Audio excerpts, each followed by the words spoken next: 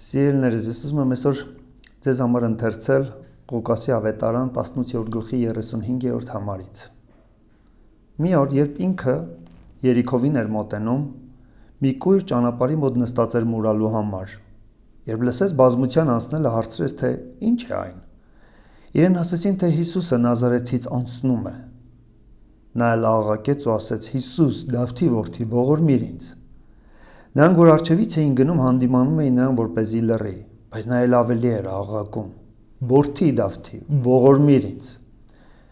Հիսուսը կանգ առնելով հրաման տվեց, որ նրան բերեն իր մոտ, ու երբ նա մոտեցավ, հարցրեց նրան ու ասեց. «Ինչ ես ուզում, որ քեզ անեմ»։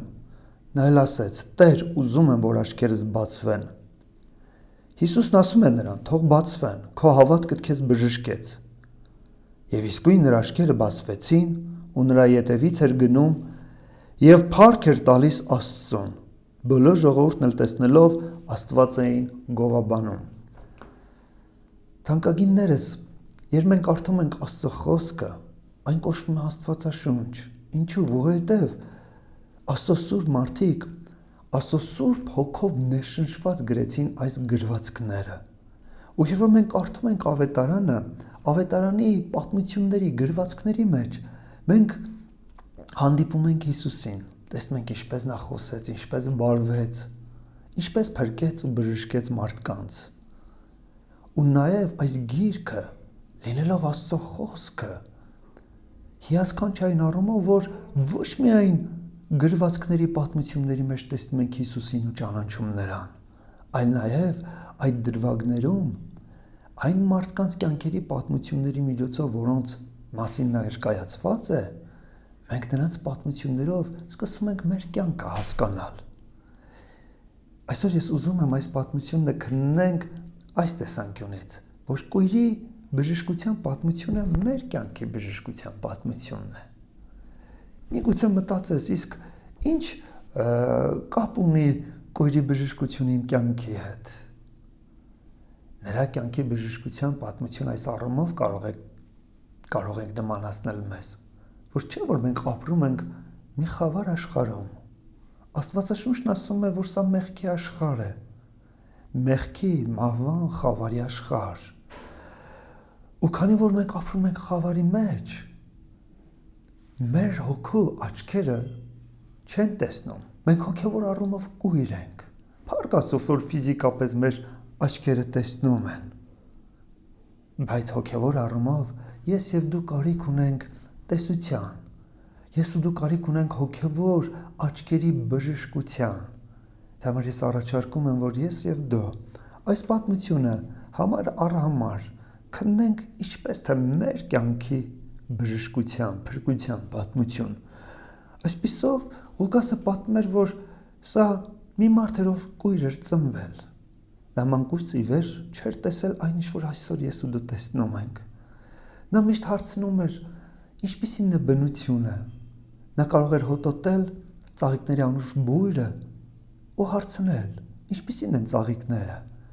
Ու նրան ասում էին. ծաղիկները կապույտ են, կարմիր, դեղին տերևներով, կանաչ տերևներով, դեղին թերթիկներով եւ այլն։ Ինչպիսին են ծառերը։ Ինչպիսին է բնությունը, ինչպիսին է երկինքը։ Եվ նրան կարող էին ասել, որ երկինքը ունի կապույտ լազուր գույն։ Նա այդ ամենը երբեք չէր տեսել եւ իր ներսում ուներ մի ցանկություն, փափագ։ Ես ուզում եմ տեսնել, ես ուզում եմ լինել ինչպես բոլոր մարդիկ, առողջ, տեսնող։ Ու միգուցե մտքեր էր գալիս, որ այ Աստված է մեղավոր, որ դու այսպիսի վիճակում ես, որ դու հիվանդ ես։ Բայց նա հրյա էր։ Նա գիտեր Աստծո խոսքը, որն ասում է. Աստված բարի է իր ստեղծագործությանը, Աստված չար բան չի անում մարդկանց կյանքում, որ չարը, հիվանդությունը, տկարությունը, ամեն վատ, դաժան բաներ գալիս են մեղքի պատճառով, գալիս են չարից, սատանայից։ Եվ նա իր սրտում այդ մտքերին տեղիք չէր տալիս, ասում էր ոչ, Աստված բարի է ինձ, նա բարի ու ողորմած է ինձ համար։ Եվ ժամանակ առ ժամանակ նա լսում էր Հիսուսի մասին, որ Հիսուս անունով մի Աստծո մարդ դուրս է եկել Նազարեթ քաղաքից, շրջում է գյուղերն ու քաղաքները, փրկում ու բժշկում մարդկանց։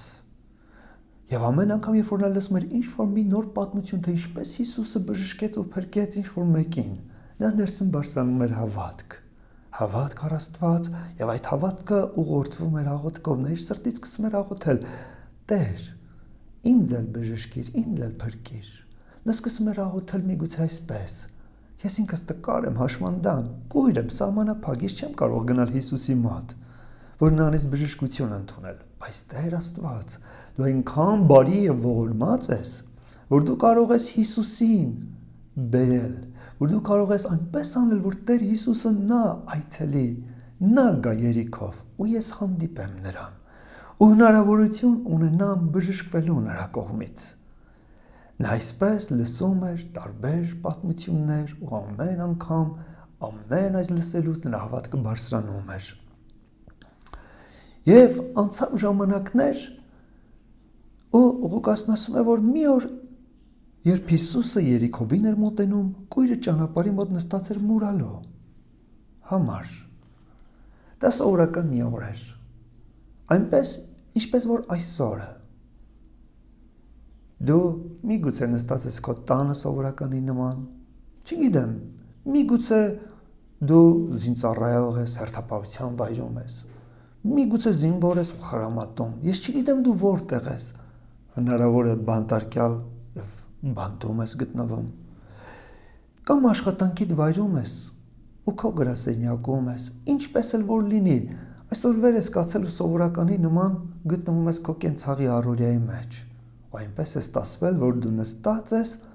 եւ միացրել ես ու լսում ես ինձ, ու այդ օրն էլ կույրը վեր կացավ սովորականի նման, նույն մութներ, նույն խավարը, նույն իրավիճակը, որ ուներ տարիներ շարունակ, եկավ, հարմարվեց այն տեղը, որտեղ որ նստում էր միշտ ու փող մուրում, եւ այդպես նստած էր եւ հանկարծ Հիսուսը եկավ Երիքով։ Երբ լսեց բազմության ասնելը, հարցրեցին, թե ինչ է սա։ Իրեն ասեցին Հիսուսը Նազովրեցի անցնում է այստեղով։ Երբ որ նա նստած էր, լսեց բազմության ասնող ձայնը, նրա ականջները սովոր էին այդ ձայները լսելու, որովհետև միշտ բազում մարդիկ անցուդարձ էին անում այդ ճանապարհով։ Այո, նրա ականջները սովոր էին լսել այդ ձայները, բայց այդ օրը նա իր սրտում, իր ներսում զգաց ինչ-որ մի արտասովոր բան, որ սովորականի նման չի, ամեն բան արտասովոր է, ինչ-որ բան է կարծես տեղի ունենում։ Նա ուզում էր հասկանալ ինչ է կատարվում, ով է անցնում այստեղով, այսինչ է տեղի ունենում։ Թանկագինես, այսօր երբ դու լսում ես ավետարանի խոսքը, հնարավոր է քո ներսում էլ է այդ զգացումը, որ ինչ-որ արտասովոր բան է տեղի ունենում, ինչ է սա։ Ասեմ, Տեր Հիսուսն է անցնում քո կողքով, Տեր Հիսուսն է այսօր մեր կողքով անցնում, դրա համար էլ ամեն բան դառնում է արտասովոր, կարծես մթնոլորտը շիկացած լինի, ինչ-որ մի բան կարծես տեղի է ունենալու, եւ կույր այդ զգացումն ուներ, որ կարծես մթնոլորտի մեջ ինչ-որ մի բան լարված է, ինչ-որ բան պատրաստվում է կատարվել եւ ուզում էր իմանալ ինչ է տեղի ունենում։ Եվ ինչ-որ մեկ անցնելիս ասեց, որ Հիսուսն է Նազարեթից այստեղով անցնում։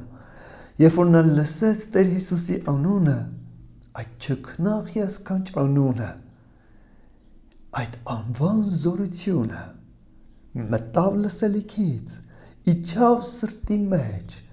եւ զանգակի նման ղողանջում եւ տարածվում էր ողջ էությունով մեկ։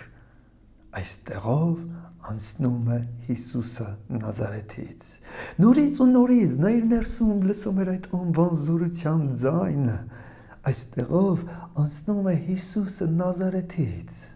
Ու երբ որ նա ինքը իրեն վերագտավ, ինչ արեց։ Աղաղակեց ու ասեց. Հիսուս, Դավթի որդի, ողորմիր ինձ։ Նրանք, որ առջևից էին գնում, հանդիմանում էին նրան, որպեսզի լռի, բայց նա էլ ավելի էր աղաղակում. Որդի Դավթի, ողորմիր ինձ։ Թակագիրներս ինչ տեղի ունեցավ, երբ որ նա աղաղակեց Հիսուսին, որ ողորմիր են, երբ որ նա կանչեց Հիսուսի անունը, ավետարանն ասում է, որ այն մարդիկ, ովքեր առջևից էին գնում, հանդիմանում էին նրան, որ լռի։ Գիտեք, ժամանակներն անցել են, բայց հոգևոր առումով ոչինչ չի փոխվել։ Երբ այսօր դու լսելով ավետարանի խոսքը կանչես Տեր Հիսուսի անունը, մարդիկ միգուցե կփորձեն քո հավատքի ձայնը լռեցնել, մարդիկ կփորձեն քո սրտի մեջ ոցավառվող հավատքի կրակը լռեցնել, նրանք կարող են հանդիմանելու ասել, հավատա, բայց մեզ նման հավատա, ովքեր են այս մարդիկ, ովքեր որ գնում էին ասվածը առջևից, որ միգուցե արտակուստ ցույց էին տալիս, թե իրենք հավատում են Աստծուն, բայց արի ու տես փորձում էին լռեցնել ճշմարիտ հավատքի ձայնը, միգուցե ասում էին հավատա, բայց մեզ նման հավատա, տես մենք էլ ենք հավատում, բայց մենք Հիսուսին բարձր չենք կանչում, հավատում ենք, բայց ապրում ենք մեր ուզած կյանքով, ապրում այնպես, ինչպես մենք ենք որոշում, ինչ ուզում այն ենք անում, դու էլ այդպես ապրի, կարիք չկա, որ Հիսուսին բարձր կանչես, կարիք չկա նրա անունը տաս։ Նաև հարց է առաջանում, չէ՞ որ կույրը Հիսուսին էր կանչում, բայց չէ՞ որ Հիսուսը չէր պատասխանում, Հիսուսին էր կանչում, բայց ուրիշներն էին արձագանքում, ինչու Տերը դեռ չէր պատասխանում։ Մեկ ուրիշ տեղում Տեր Հիսուսն ասում է. երբ որ ես գամ երկիր, արդյոք կգտնեմ հավատք։ Տեր Հիսուսը սպասում էր տեսնի, արդյոք այս կույրի հավատքը կհաղթի աշխարհը, թե աշխարհի անհավատությունը կհաղթի կույրի հավատքին։ Ու այնքան է ինձ դուր գալիս, որ ավետարանն ասում է, որ նա չլռեց, նա ավելի բարձր աղաղակեց. որդի Դավթի, ողորմիր ինձ։ Հիմա ուզում եմ մենք մտորենք, ինչու էր նա ասում որդի Դավթի։ Չէ՞ որ հնարավոր է նա լսած լիներ, որ Հիսուսը Մարիամի որդին է, ու երբ որ կույս Մարիամից Տեր Հիսուսը ծնվեց, Մարիամի նշանածը Հովսեփն էր։ Նրանք հետո ամուսնացան և ունեցան որդիներ և դուստրեր։ Հնարավոր է նա մարդկանցից լսած լիներ, որ Հիսուսի մայրն ու հայրը Մարիամն ու Հովսեփն են։ Եվ մարդկային առումով նա կարող էր ասել Հիսուս Հովսեփի որդի, բայց արի ու տես ասում է Դավթի որդի։ Պատճառը սա է, որ շատ դարեր առաջ Նաթան մարգարեն գալով Դավիթ թագավորի մոտ Աստծուց խոսք ասաց. Դավիթ, կանցնի ժամանակ ու քո սերունդից Աստված կբարձրացնի մի որդի։ Եվ Աստված ասում է, որ այդ որդին կլինի իմ որդին, ու ես կլինեմ նրա հայրը։ Ու ես կհաստատեմ նրա թագավորությունը եւ նրա թագավորական աթոռին վախճան չի լինի։ Եվ այդ մարգարեական խոստումից հետո դարեր շարունակ հրյա ժողովուրդը սպասում էր, երբ Աստված Դավիթ թագավորի սերունդից հանելու այդ որդուն, ով կլինի Աստծո որդին, խոստացյալ փրկիչ Քրիստոսը, ով իր ժողովրդին կների կազատի մեղքերից եւ Աստծո թագավորությունը կհաստատի։ Ստացվում է, որ երբ կույրը կանչում էր Հիսուսին Դավթի որդի, նա այս խոսքերով նրան ասում էր. Հիսուս, դու ես իմ կյանքի Տերը ու դու ես իմ փրկիչը։ Ես ընդունում եմ քեզ որպես իմ թագավոր։ Եղիր իմ թագավորը, տիրիր, իշխիր ու թագավորիր իմ կյանքի վրա։ Բայց նա նաև շարունակում էր. ողորմիր ինձ։ Ինչու էր նա ասում ողորմիր ինձ։ Որտեղ երբ որ կանչում էր Հիսուս, դու ես Դավթի որդին, Հիսուս, դու ես իմ կյանքի թագավորը։ Սրանով ուզում էր ասել, ես կարիք ունեմ լինելու քո թագավորության մեջ, բայց նաև հասկանում էր, որ ինքը մեղավոր մարդ է, ունի մեղքեր, անօրենություններ ու հասկանում էր, որ այդ մեղքերի ու անօրենությունների համար պետք է հաշիվ տա Աստծո առաջ, պետք է պատասխան տա Տիրոջ դատաստանի առջև։ Այո, ինքը փափագում է, որ լինի Աստծո թագավորության մեջ, բայց իր մեղքերը, իր անօրենություններն ու հանցանքները թույլ չեն տա, որ ինքը մտնի Աստծո թագավորության մեջ։ Դրա համար շարունակում էր ասել. ողորմիր ինձ։ Ինչ է ողորմելը։ Այս խոսքով նա խնդրում էր Աստծուն. ներիր ինձ, ողորմիր ինձ, ջնջիր իմ բոլոր մեղքերն ու հանցանքները, մոռացիր իմ անօրենությունները եւ իմ մեղքերի արժանին մի հատուցիր ինձ, ով Աստված։ Նա այս խոսքով ուզում էր ասել, այո, ես արժան եմ հատուցման, ես արժան եմ մեղքի հատուցման, մահի ու դատաստանի, բայց դու, ով Աստված, բարի ես, դու սիրող ու ողորմած ես, ու դու կարող ես քո սիրով ներել ու մոռանալ բոլոր իմ մեղքերը ու անօրենությունները։ Ողորմելով դու կարող ես ինձ քո փառքին մասնակից անել, խավարի իշխանությունից ինձ տեղափոխել ու դնել քո լույսի թագավորության մեջ։ Ու երբ որ նա այսպես աղաղակեց Տեր Հիսուսին, Տերը կանգ առավ։ Կանգ առնելով հրաման տվեց, որ նրան բերեն իր մոտ։ Այո, այդ օրը բազում մարդիկ կային այդտեղ, բայց Հիսուս այդ ամբողջի համար կանգ չառավ, նա կանգ առավ ընդամենը մեկ մարդու համար։ Սիրելիս, այսօր եթե դու ու ես կանչենք Հիսուս, Դավթի որդի, ողորմիր ինձ, Տեր Հիսուսը կանգ առնի։ Աստծո որդու ներկայությունը այսօր շարժվում է իմ ու քո կողքով, նրա ներկայության այցելություն այսօր կա մեր շուրջը, ու եթե ես ու դու աղոթենք Հիսուս, Դավթի որդի, ողորմիր ինձ, Տեր Հիսուսի ներկայությունը կանգ առնի, Տեր Հիսուսը կհպվի մեր կյանքերին, ու Տեր Հիսուսը նրան կանչեց իր մոտ եւ ասաց. Ինչ ես ուզում, որ անեմ քեզ։ Եթե դու այսօր ինձ հետ միասին աղաղակում ես Հիսուս, Դավթի որդի, ողորմիր ինձ, Տերը կանգ առնելով հարց է ուղղում. Ինչ ես ուզում, որ անեմ։ Ավետարանները նայելիս տեսնում ենք միշտ մարդիկ են խնդրել Հիսուսին իրենց կարիքների համար։ Բայց սա մի եզակի տեղ է, երբ Հիսուս ինքն է առաջարկում, ասելով. Ինչ ես կամենում, որ անեմ քեզ համար։ Այսօր այս առաջարկը Տերը ուղղում է ինձ ու քեզ, եւ նա լսեց մի հիասքանչ խնդրված, որ կույրը արեց. Տեր, ուզում եմ, որ աչքերս բացվեն։ Տեր, ես հոգևոր կույր եմ, ես չեմ տեսնում քեզ, ես չեմ տեսնում քո փառքը, ես խնդրում եմ, որ դու իմ աչքերը բացես, իմ սրտի աչքերը բացես։ Այսօր ես եւ դու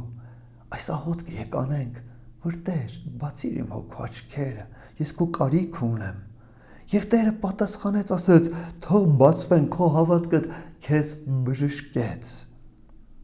Եվ իսկույն նրա աչքերը բացվեցին եւ նրա հետևից էր գնում ու փառք էր տալիս Աստծուն։ Երբ որ Տեր Հիսուսը խոսեց, թող որ աչքերդ բացվեն, Տիրոջ խոսքի զորությունով նրա աչքերը բացվեցին։ Եվ ինչ ես կարծում, սիրելիս։ Նա ինչ տեսավ, կամ ավելի դիպուկ ասած, ում տեսավ իր առջև կանգնած։ Նա տեսավ կենդանի Աստծո որդուն, Տեր Հիսուս Քրիստոսին, ով կանգնած էր իր առջև։ Նա տեսավ Աստծո փառք, Աստծո լույսը։ Եվ խոսքն ասում է, որ դրանից հետո, երբ բացվեցին նրա աչքերը, հետևում էր Տեր Հիսուսին եւ փառք էր տալիս Աստծուն։ Բոլոր ժողովուրդն էլ տեսնելով այս ամենը Աստված էին գովաբանում։ Թանկագինս, եկ այսօր ես եւ դու